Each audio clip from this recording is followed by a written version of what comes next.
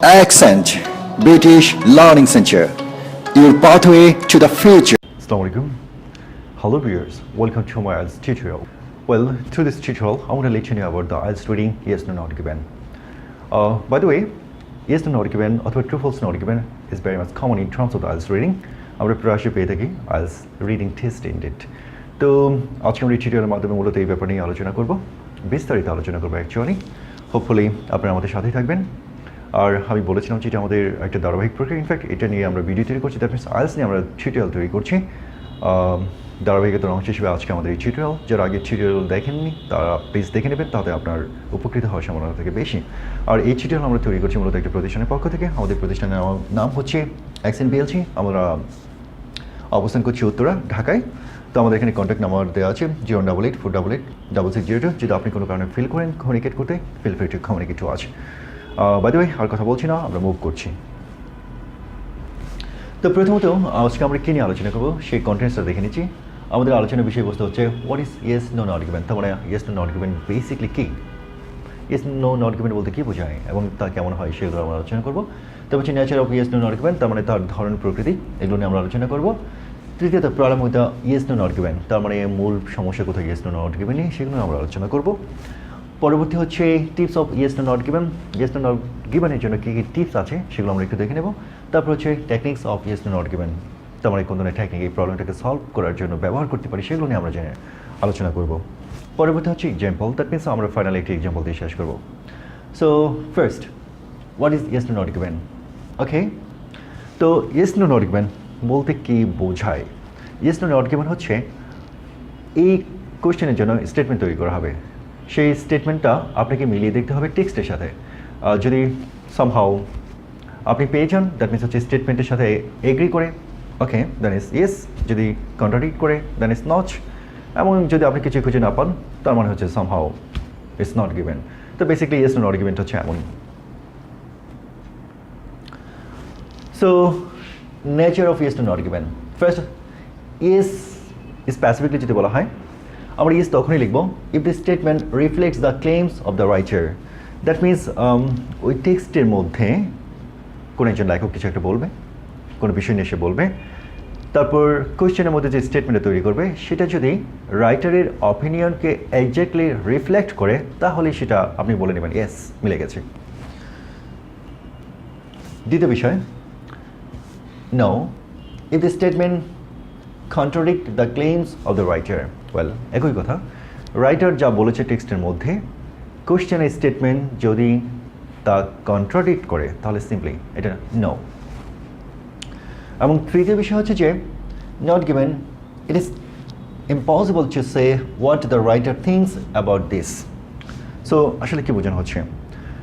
Basically ব্যাপারটা এমন হতে পারে লাইক রাইটার হয়তো কিছু বলেছে, ওই টপিকের ব্যাপারে অল্প স্বল্প কিছু বলেছে, বাট একজ্যাক্টলি আমি ঠিক বুঝতে পারছি না যে ইনফ্যাক্ট রাইটার কী বলতে চায়। তো আমি একটা ফাইনাল সিদ্ধান্তে উপনীত হতে পারছি না। তো এই ধরনের ক্ষেত্রে নট গিভেন হবে। আবার ব্যাপারটা এমন হতে পারে যে রাইটার ইনফ্যাক্ট ওই ব্যাপারে কিছুই বলেনি। যদি কিছুই না বলে তাহলে ইজি ইনফ্যাক্ট। আর যে ক্ষেত্রে আমরা বিব্রত হই সেটা হচ্ছে যে রাইটার কিছু কিছু কথা বলেছে বাট পুরোপুরি বলেনি, কিছু কথা মনে রেখে দিয়েছে। তো এই ধরনের ক্ষেত্রে আমরা সিম্পলি ধরে নেব যে এটা not given. Problem with the yes no not given, actually আমাদের ইয়েস নো নট গিভেন নিয়ে সমস্যাগুলো কোথায়? প্রথম সমস্যা হচ্ছে the biggest problem here is the not given option. Okay, that's even true actually. কারণ হচ্ছে আমরা ব্যাপারটা একটু ভেবে নিতে পারি, লাইক হচ্ছে আমরা ইয়েস নো দিয়ে অনেকটা অবস্থা, আমরা স্কুল কলেজ ইউনিভার্সিটিতে এই ব্যাপারগুলো নিয়ে স্টাডি করেছি। দ্যাট মিনস হচ্ছে পরীক্ষার মধ্যে উত্তর দিয়েছি ইয়েস অথবা নাও, হ্যাঁ অথবা না বলা। তার মানে হচ্ছে যদি নাকি স্টেটমেন্টকে এগ্রি করে তাহলে ইয়েস, যদি না এগ্রি না করে তাহলে হচ্ছে নো। কিন্তু নট গিভেনটা হচ্ছে অনেকটা কনফিউজিং, এটা আপনাকে ক্রেজি করে দেবে। কারণটা হচ্ছে যে রাইটার কিছু কিছু কথা বলেছে বাট পুরোপুরি বলেনি, সে সম্পূর্ণই বলেছে নাকি কিছু বলেছে, এই জিনিসটা পরিমাপ করতে গিয়ে আমরা ক্রেজি হয়ে যাই, যার জন্য আমরা অনেক ক্ষেত্রে ভুল করি। কিছু ক্ষেত্রে আমরা ইয়েস দিয়ে দিই, কিছু ক্ষেত্রে নো দিয়ে দিই।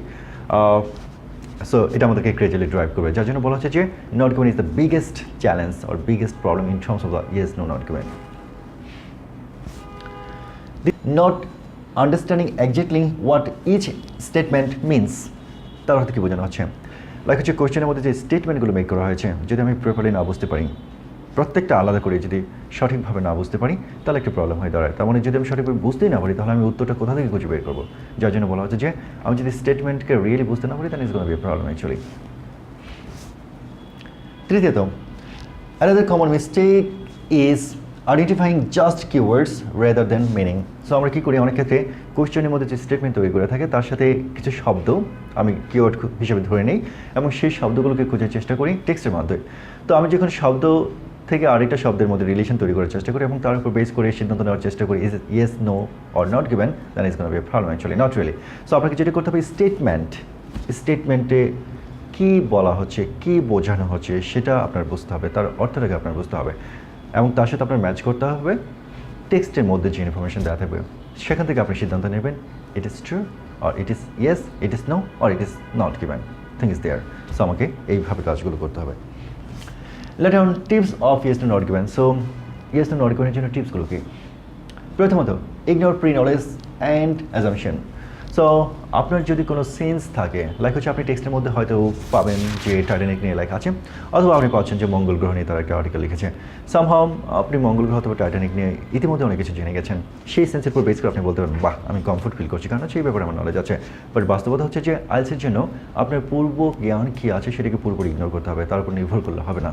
সো টেক্সট আপনার একমাত্র দলিল যার উপর বেস করে আপনাকে ইয়েস নো নট গিভেন উত্তরগুলো করতে হবে। So forget about the pre knowledge. Later, identify qualifying words, example, some, all, mainly, often, always, and occasionally. তো এই ধরনের শব্দগুলোকে বলা হচ্ছে কোয়ালিফাইং ওয়ার্ডস। যদি আপনার টেক্সটের মধ্যে কোথাও এই ধরনের শব্দগুলো থাকে তাহলে এগুলোকে আপনার আইডেন্টিফাই করে নিতে হবে। সো আমি একটা এক্সাম্পল দিয়েছি এক্ষেত্রে, যেমন হচ্ছে Coca Cola has always made it's drinks in the USA. তার মানে কোকাকোলা সবসময় ইউএসএতে ড্রিঙ্কস তৈরি করেছে, সবসময় তৈরি করেছে, তার মানে আগে তৈরি করেছে, এখনও করছে, হয়তো ভবিষ্যতে করতে পারে। তার অর্থ হলো যে সিম্পলি আমরা একটু রিয়েলিস্টিক ওয়েতে যদি চিন্তা করি সব সময় তৈরি করছে, দ্যাট মিনস ভবিষ্যতের কথা বাদ দিই, এখন পর্যন্ত তারা সবসময় কোকাকোলা তৈরি করছে ইউএসএ। দ্বিতীয় বলা হচ্ছে যে Coca Cola has mainly made it's drinks in the USA. তার মানে কোকাকোলা প্রধানত ইউএসএতে ড্রিঙ্কস তৈরি করেছে। তার অর্থ দ্বারা এই ব্যাপারটা এমন যে প্রধানত তৈরি করছে, তার মানে হচ্ছে 80% যদি ইউএসএ তৈরি করে থাকে তার কিছু অংশ, তার মানে 20% অন্য অন্য দেশে তৈরি করছে। তার মানে এটা সবসময় আর এটা হচ্ছে প্রধানত। যদি এবার কোয়েশ্চেনটা এমন হয় Coca Cola has only produce drinks in the USA, মানে কোকাকোলা আপনার শুধুমাত্র ইউএসএ ড্রিঙ্ক প্রডিউস করেছে, তাহলে এবার আপনি কী বলবেন, সত্য, মিথ্যা অথবা নট গিভেন? সো এটা হচ্ছে সবসময়, এটা হচ্ছে প্রধানত, আর এটা বলা হচ্ছে অনলি। তো আমরা এখান থেকে সেন্স নিতে পারি যে এটা সবসময় তৈরি করেছে, দ্যাটস ইভেন ট্রু। আর কিন্তু আমরা এই সিদ্ধান্ত নিতে পারি না যে সবসময় তৈরি করা মানেই হচ্ছে যে শুধুমাত্র ইউএসএ তৈরি করেছে। তো আর কোকাকোলা হ্যাজ মেইনলি, তো মেইনলি বলেছে মানে হচ্ছে যেটা আমি অলরেডি বলেছি যে প্রধানত তৈরি করেছে, অর্থাৎ সিংহবাগ যদি ওখানে তৈরি করে থাকে তার কিছু অংশ অন্য দেশে তৈরি করেছে, কিন্তু শুধুমাত্র ইউএসএ তৈরি করেছে এমন কথা কোথাও বলা হয়নি। সো আমরা সিম্পলি বলে নিতে পারি যে এটা হচ্ছে নট গিভেন। সো এখানে যার জন্য বলা হচ্ছে যে এই কোয়ালিফাইং শব্দগুলোর দিকে একটু খেয়াল রাখতে হবে কী বলতে চাচ্ছে। দ্বিতীয়ত আমি আরেকটা বিষয় এখানে উপস্থাপন করছি, সেটা হচ্ছে যে be careful about qualifying statements such as suggest, claim, believe and know. So যদি এই ধরনের কোয়ালিফাইং স্টেটমেন্ট থাকে সেই ব্যাপারে আপনাকে সচেতন থাকতে হবে। আমি এখানে আরেকটা এক্সাম্পল দিয়েছি, সেটা হচ্ছে যে the man claimed he is a British citizen, মানে কোনো একজন ব্যক্তি ক্লেম করেছে সে একজন ব্রিটিশ সিটিজেন। এখন যদি প্রশ্ন এমন হয় the man is a British citizen, তাহলে আপনি কী বলবেন? অর্থাৎ সে ক্লেম করেছে সে একজন ব্রিটিশ সিটিজেন এবং প্রশ্নের মধ্যে বলা হচ্ছে সে একজন ব্রিটিশ সিটিজেন, তার মানে কি ইয়েস অথবা নো অথবা নট গিভেন। ওকে, এটাকে যদি আমরা একটু জাস্টিফাই করার চেষ্টা করি তাহলে ব্যাপারটা এমন, লাইক হচ্ছে কেউ ক্লেম করেছে, ক্লেম করার মানে এই না যে সে আসলে তা করেনি। লাইক হচ্ছে কেউ অফেন্স করেও ক্লেম করেছে নো আমি ইনোসেন্ট, মানে ক্লেম করা আর অফেন্স করে দুটো আলাদা বিষয়। ঠিক আমরাও যখন বিদেশে যাই অনেক ক্ষেত্রে পুলিশ দলে no you know my all papers are all rights, so there is no problem, so we can leave me, so you shouldn't arrest me, blah blah blah, like that. তার মানে ক্লেম করা এবং রিয়েলি ডিফারেন্ট, যার জন্য বলা হচ্ছে যে claim করা হচ্ছে কিন্তু সে ব্রিটিশ সিটিজেন নাও হতে পারে, যার জন্য এটার উপর নির্ভর করে আমরা বলতে পারি যে এটা নট গিভেন। এখানে নো বলার কোনো সুযোগ নেই, অনেক ক্ষেত্রে আমরা হয়তো আবার নো বলতে পারি অথবা ইয়েসও বলতে পারি, ফরগেট অ্যাবাউট দ্যাট। ইনফ্যাক্ট আমরা আমাদেরকে জাস্টিফাই করতে হবে, কোয়েশ্চেনটাকে জাস্টিফাই করতে হবে, স্টেটমেন্টকে জাস্টিফাই করতে হবে, তারপর সিদ্ধান্ত নিয়ে আমাদেরকে বলতে হবে যে it is yes, no or not given. So এটার উপর বেস করে আমরা বলতে পারি ইটস নট গিভেন। ওকে, তারপর match the meaning not words. So কথাটা আমি আগে বলেছি যে আপনাকে শব্দ থেকে শব্দ, তার মানে কোশ্চেনের মধ্যে যে শব্দ আছে সেই শব্দ যদি আপনি টেক্সটের মধ্যে কোথাও পেয়ে যান, আপনি নিশ্চয়ই বলতে পারেন না এও রেখা পেয়ে গেছি, নট রিয়েলি। সো আপনাকে যেটা করতে হবে, ওই স্টেটমেন্টের মধ্যে যে অর্থটা তৈরি করা হচ্ছে সেই শব্দ মানে সেই অর্থটার সাথে ম্যাচ করতে হবে আর্টিকেলের মিনিংটা। তারপর যদি নাকি এটা ম্যাচ করে তাহলে আপনি ট্রু অথবা নট গিভেন বলবেন। পরবর্তী সময় হচ্ছে if can't find the information you are looking for, then it is probably not given. যদি আপনি যে তথ্যটা খুঁজছেন, যে ইনফরমেশন আপনি খুঁজছেন, যদি কোথাও না খুঁজে পান, অথবা ব্যাপারটা এমন হতে পারে যে আপনি হয়তো তথ্যের কিছু অংশ পাচ্ছেন, ছিটে ফুটে পাচ্ছেন, কিন্তু পুরোপুরি সিদ্ধান্ত নিতে পারছেন না, এই ধরনের ক্ষেত্রে আপনাকে বলতে হবে যে ইটস নট গিভেন। তারপর হচ্ছে if you have no idea what the answer is, put not given. Well, যে কোশ্চেনের মধ্যে যে স্টেটমেন্ট তৈরি করা হচ্ছে এই ব্যাপারে যদি আপনার কোনো আইডিয়া নেই, দ্যাট মিনস আপনি টেক্সটে গেলেন, টেক্সটে আপনি স্টাডি করেছেন, স্কিম করেছেন, স্ক্যান করেছেন, তারপরে আপনি সেই ব্যাপারে কোনো সেন্স পাচ্ছেন না, forget, no tension, not given দিয়ে দেবেন। তার মানে হচ্ছে যে ম্যাক্সিমাম ক্ষেত্রে সেটা নট গিভেন হওয়ার সম্ভাবনাটাই বেশি। Finally, answer are in the same order they appear in the text. তো এটা একটা মজার ব্যাপার অ্যাকচুয়ালি, আর দ্যাট মিনস এই ব্যাপারটা আমাদের সহজ করে তোলে কোশ্চেনের উত্তর দিতে। আপনার উত্তরগুলো অর্ডার মেনটেন করবে, অর্থাৎ আপনি যদি 1 নম্বর পেয়েছেন উপরের দিকে, 2 নম্বরটা তার একটু নিচে থাকবে, 3 নম্বর আপনি 1, 2 পাচ্ছেন না, সামহাও আপনি ডিটেক্ট করতে পারছেন না। যদি সামহাও আপনি ডিটেক্ট করতে পারেন 3 নম্বর, তাহলে আপনি কী সেন্স পাবেন? সেন্সটা হচ্ছে যে 1 এবং 2 ওই ইনফরমেশনের উপরে থাকবে, 4 এবং 5 ওই ইনফরমেশনের নিচে থাকবে, অর্থাৎ 3 এর জন্য যে ইনফরমেশন পেয়েছেন তার উপরে নিচে থাকবে, থিংস দেয়ার। সো টেকনিক্স, আমাদের টেকনিক্সগুলো কী হবে? সো প্রথমে বলা হচ্ছে যে try to understand the whole sentence. So নিশ্চয়ই একটা শব্দ আপনার বোঝার চেষ্টা করলে শুধু হবে না, সেটাকে কিওয়ার্ড ধরে আপনার উত্তর খুঁজলেও চলবে না, আপনাকে ফুল সেন্টেন্সে বুঝতে হবে। দ্বিতীয় বিষয় হচ্ছে don't only focus on the keywords, not about a particular word, not about an anchor word, not about the keywords, is all about the sentence. So try to think of what synonyms might be in the text. So আপনি যদি কিওয়ার্ডকে detect করতে পারেন, in terms of that keyword what could be the synonym, that's what you need to find, that's what you need to try to find it in the text. So that's the way you have to make the relation, and that's the way you can answer. Later on, match the statement with the correct part of the text. So আপনি যে ইনফরমেশনটা পেয়েছেন, that means আপনি যে keyword নিয়েছেন অথবা আপনি sense নিয়েছেন কোশ্চেন থেকে, সেটার জন্য আপনাকে স্টাডি করতে হবে টেক্সট, এবং টেক্সটের কোনো একটা অংশই যদি শুধু পড়েন, not really, that's not gonna be that's not going to be a good job indeed. So আপনাকে যে কাজটা করতে হবে যে আপনাকে টেক্সটটা পুরোপুরি একবার পড়ে নিতে হবে, যেন আপনি ডিসিশন নিতে পারেন যে ইনফ্যাক্ট কোন অংশের মধ্যে তার প্রপার উত্তরটা আছে। এটা আপনাকে বেটার সেন্স দেবে, যার জন্য আপনাকে অংশটা ঠিক করে নিতে হবে। Then underline the words that give you the answer. So আপনি যখন নাকি তার উত্তর দিতে চাইবেন, তাহলে আপনি কোশ্চেন পড়েছেন, আপনি টেক্সটে গিয়েছেন, আপনি কোশ্চেনের মধ্যে সামহাও ডিটেক্ট করেছেন, এবং তার উপর বেস করে আপনি মূলত টেক্সটের মধ্যে উত্তর খোঁজার চেষ্টা করবেন। তো দুই দিকে আপনি আন্ডারলাইন করবেন, এবং আন্ডারলাইন করে তারপর ম্যাচ করার চেষ্টা করবেন। ব্যাপারটা এমন হতে পারে যে লাইক কোশ্চেনের মধ্যে যে টেন্স ব্যবহার করা হচ্ছে অথবা প্যাসিভ ফর্মে ব্যবহার করা হচ্ছে, ওখানে আবার অ্যাক্টিভ হতে পারে। কোশ্চেনের মধ্যে পাস্ট ব্যবহার করা হচ্ছে, ওখানে সামহাও তারা এটাকে প্রেজেন্ট ফর্মে ব্যবহার করে থাকতে পারে, তার আগে ইনফিনিটিভ ব্যবহার করে। তো এই ব্যাপারগুলো আপনার মাথায় রাখতে হবে একটা সেন্স, রিয়েল সেন্স তৈরি করার জন্য। ওকে, সো প্রথমত এখানে আমি কোশ্চেনগুলো নিয়ে আলোচনা করেছি। এখানে 4টা কোশ্চেন আছে। প্রথমত, studies indicate that the occurrence of lying is related to age. তার মানে স্টাডিজ ইন্ডিকেট করেছে, স্টাডিজ থেকে দেখা যাচ্ছে যে মিথ্যে কথা বলার সাথে এজের, বয়সের একটা সম্পর্ক আছে। 2 নম্বরে বলা হচ্ছে যে telling lies is a sign of intelligence. তার মানে মিথ্যা কথা বলা বুদ্ধিমত্তার লক্ষণ। তৃতীয়ত বলা হচ্ছে যে টিনেজার্স টেল মোর লাইস দেন প্রাইমারি স্কুল চিলড্রেন, মানে যারা নাকি টিনেজার তারা প্রাইমারি স্কুল বাচ্চাদের চেয়ে বেশি মিথ্যা কথা বলে। 4 নম্বর হচ্ছে parents should encourage their children to lie. বাবা মার উচিত তার সন্তানদেরকে মিথ্যা কথা বলায় উৎসাহিত করা। তো এখানে যদি আমরা কিওয়ার্ড খোঁজার চেষ্টা করি, স্টাডিজ ইন্ডিকেটস দ্যাট, এখানে আমার কোনো কিওয়ার্ড নেই actually. occurrence of lying is related to age, মানে occurrence-টা somehow আমার কিওয়ার্ড হতে পারে, এবং এখানে আমার এজটা কিওয়ার্ড হতে পারে প্রথম কোশ্চেনের জন্য। দ্বিতীয় জন্য telling lie is a sign of intelligence. So telling lie somehow এটাকে আমি নিতে পারি, এটা আমার কিওয়ার্ড। সাইন অফ ইন্টেলিজেন্স, এটা আমার একটা কিওয়ার্ড, সো এখান থেকে কিওয়ার্ড নিতে পারি। তারপরে টিনেজার্স টেল মোর লাইস দেন প্রাইমারি স্কুল চিলড্রেন, তার মানে টিনেজার মোর লাইস, এটা আমার একটা কিওয়ার্ড হতে পারে। প্রাইমারি স্কুল চিলড্রেন, এটা আমার একটা কিওয়ার্ড হতে পারে। তারপর parents should encourage, keyword their children to lie, এখানে লাইটা হচ্ছে আরেকটা